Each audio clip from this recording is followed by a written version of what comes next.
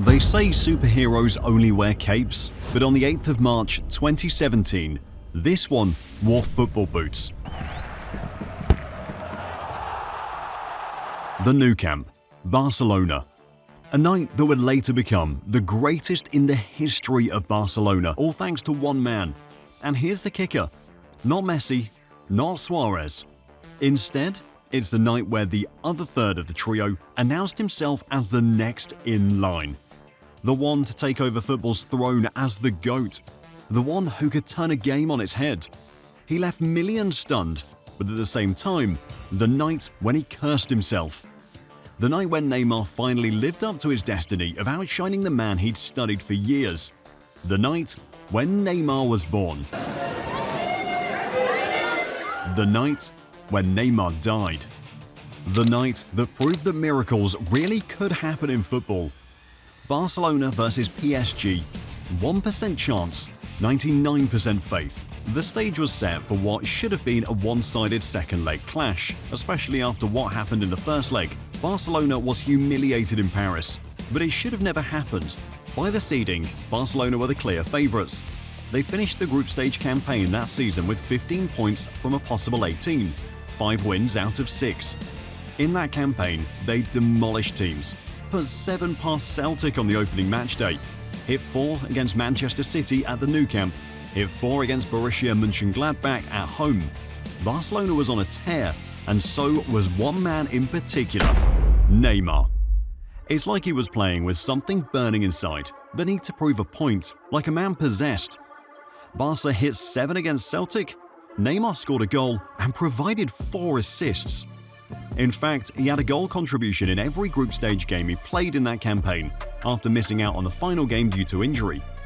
Neymar had lit up the group stages and helped Barca top the group, and so with him, Messi and Suarez all available for the trip to Paris, Barcelona and the rest of the world had every reason to believe this one would only swing one way. Like it has done in the previous 2 meetings, a Barcelona masterclass in the works, but instead, it was a demolition in Paris. Barca didn't just lose, they got thumped. Angel Di Maria hit a free kick to open the scoring for PSG. Julian Draxler added a second just before half-time. 10 minutes into the second half, and Di Maria scored his second to give PSG a third. If the night was already bad for Barca, it got worse. Edison Cavani added a fourth. That should have been game over. At the time, no team had overturned a 3-goal deficit in a round of 16 first leg in the competition. Barca needed to score at least 4 without reply to force the game into extra time. To win, they needed 5. You could see that everyone else had given up hope.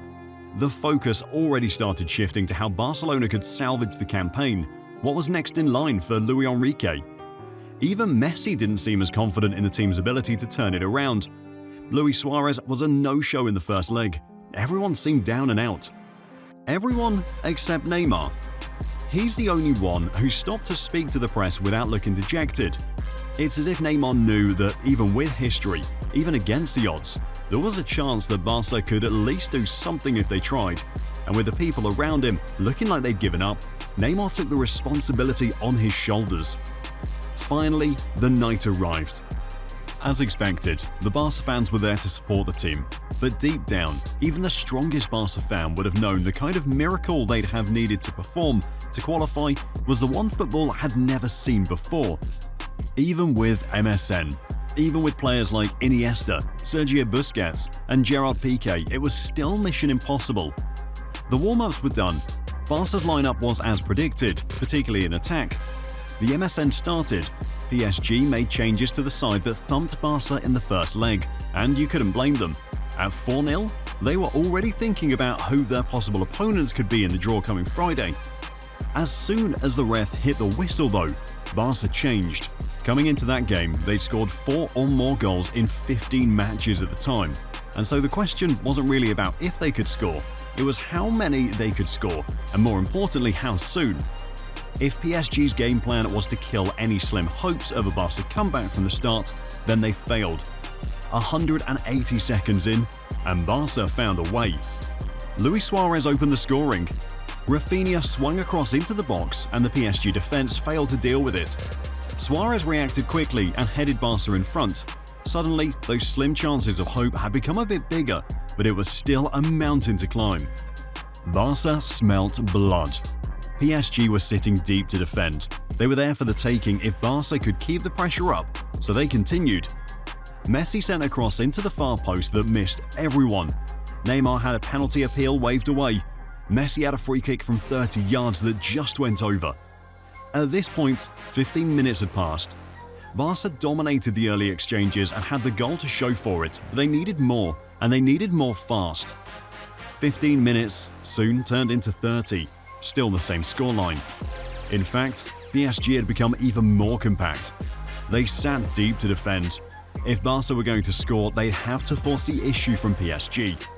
The clock went to 40 minutes, 5 left to half-time, and Barca found a way again.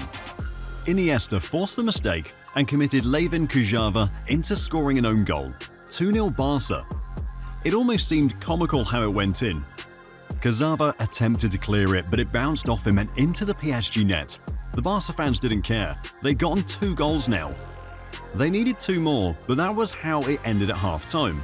2-0, but even with the scoreline, you could sense something was happening. Barca knew PSG were rattled. They could sense the opening. The only problem was that PSG were determined to go down with the lead, even if it meant conceding a goal or 2. This was the moment where Barca really needed the star players to step up, the likes of Messi, Suarez and Neymar. Suarez had already done his part with the goal. Neymar was a constant threat on the left. Messi, when he got the ball, tried to make things happen, but PSG stayed deep. Still, if they could repeat a scoreline of that first half in the second, they'd tie the game and at least force it to extra time. But as the second half started, you could see it in the eyes of the PSG players. It's like Unai Emery had given them a beatdown at halftime. They doubled down on Messi. The centre-backs got closer to Suarez. It meant if anyone would be able to turn this around, it had to be Neymar. In the trio, he was the only one wild enough to create the kind of chaos Barca needed, and just 3 minutes into the second half, Neymar exploded. Andres Iniesta spotted the run of Neymar and played the ball to him inside of PSG's covering fullback, Thomas Meunier. Meunier tripped, but as he went down he took Neymar with him in the box and the referee didn't hesitate. Penalty to Barcelona. Lionel Messi stepped up to take it and bang! He found the left corner. 3-0 Barcelona. They were on the verge now. The Nou Camp was rocking. Barca had scored 3 goals against PSG and needed just 1 more to draw level. But if Barca needed a reminder of how strange their 3-goal lead was given their aggregate position, they got a serious warning. In the 53rd minute, Edison Cavani hit the post with a close shot. If he had scored, then Barca would have needed to score 2. The situation was dangerous. Barca had a lifeline and they understood perfectly. They needed to score. But just how much did Messi have left to give? It didn't matter because, on his own, Neymar was the spark making things happen. He went down in the box 2 minutes later, but the referee didn't budge. It was obvious that Neymar dived. Still, that he was willing to attempt it showed the level Neymar had gotten to. He wanted to do anything to win, even if it meant playing dirty. PSG made a switch. Angel Di Maria, the angel of death that tormented Barca in the first leg, came on. Lucas Moura was off. It's almost as if that was the switch PSG needed. 6 minutes after Di Maria came on, the Nou Camp went silent. You'll find out what happened shortly, but first, be sure to hit that subscribe button to Football Historia if you haven't yet for more videos like this. PSG sent a long ball into the Barca box. Ivan Rakitic was beaten to it in the air by Kurzawa, and once his knockdown reached Cavani, you feared the worst and heard the net ripple. The silence cut deep. The noise was coming from PSG's end in the stadium now. Barca's biggest fear, the one that would make every effort they'd put in look like a waste up to that point, it happened. PSG had scored, and with away goals still a thing at the time, it now meant that if Barca wanted to qualify, they'd have to score 3 goals in the next 27 minutes, or else kiss the Champions League goodbye. Less than 2 minutes later, and Cavani should have put the game beyond any doubt.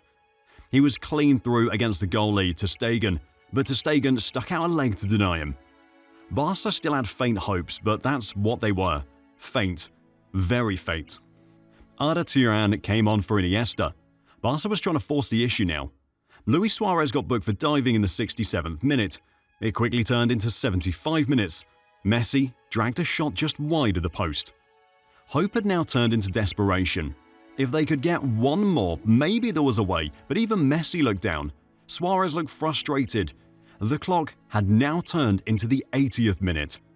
They struggled to get 3 all game, so how were they going to score 3 in 10 to 15 minutes then?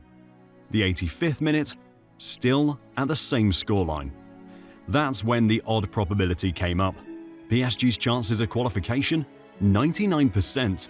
Barcelona's chances? 1%. But then again, it's almost as if football was trying to write the impossible script.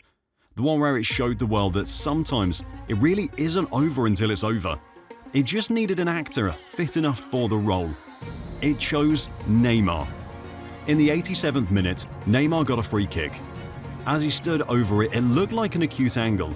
It wasn't down the middle, it wasn't too far to the left either. It had to be perfect to get it over the wall and beat the goalie, but Neymar was in a different zone. Boom! Top bins. Quickly his teammates carried the ball, but as good as the goal was, it was 2 minutes to the end of regular time. Barca still needed 2. But then again, Barcelona had found a spark, lit the fuse. Even with Neymar's free kick, PSG still felt so confident in getting the win that they lapsed again. One long ball into the area. As soon as the ball went past Marquinhos, Luis Suarez withdrew on goal.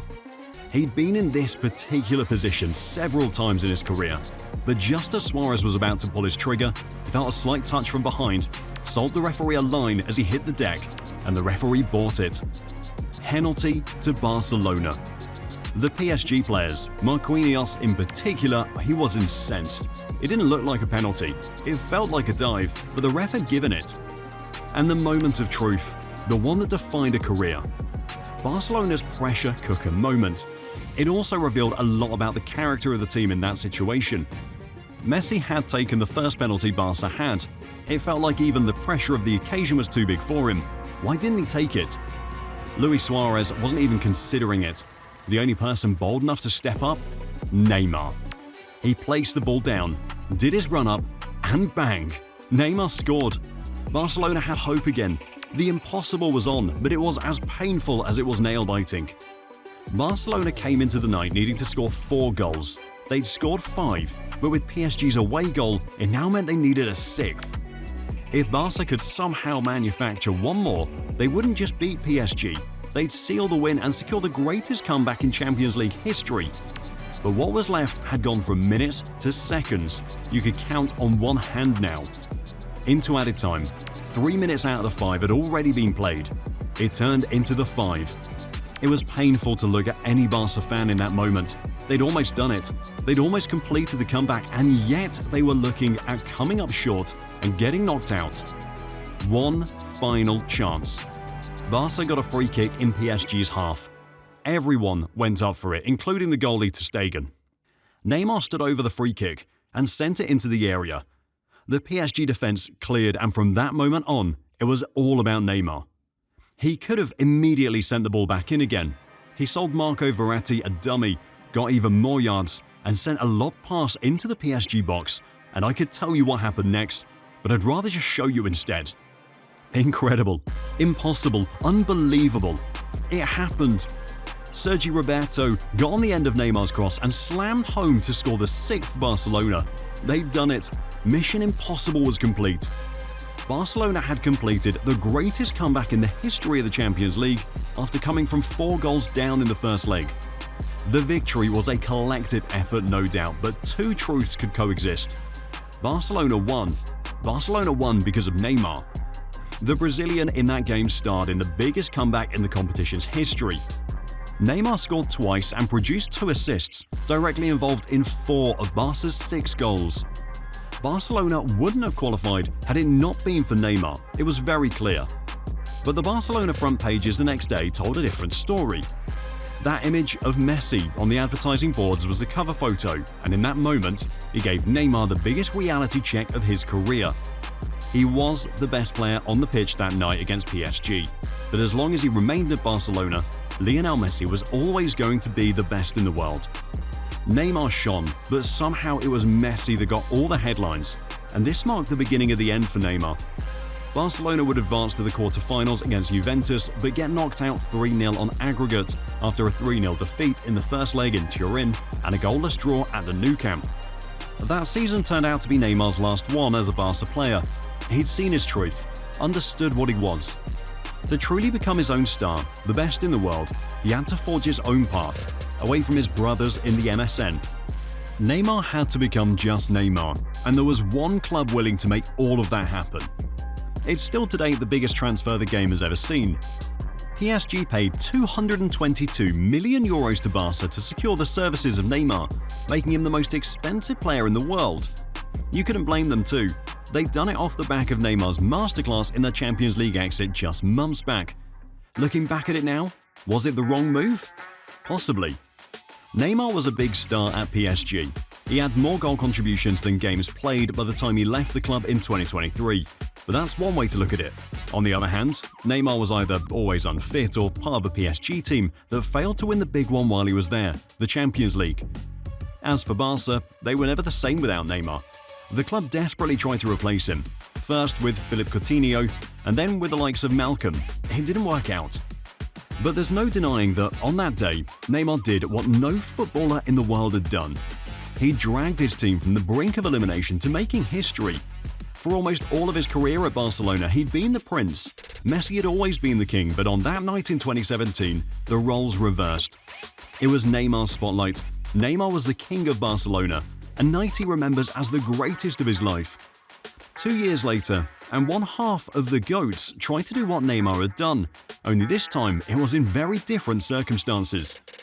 When Cristiano Ronaldo faced his arch-rivals in 2019, it was his chance to cement his legacy as the GOAT. But with everything that had happened in the lead-up to it, Ronaldo was completely against the odds. Click the next video to find out the exact moment Cristiano Ronaldo became the GOAT.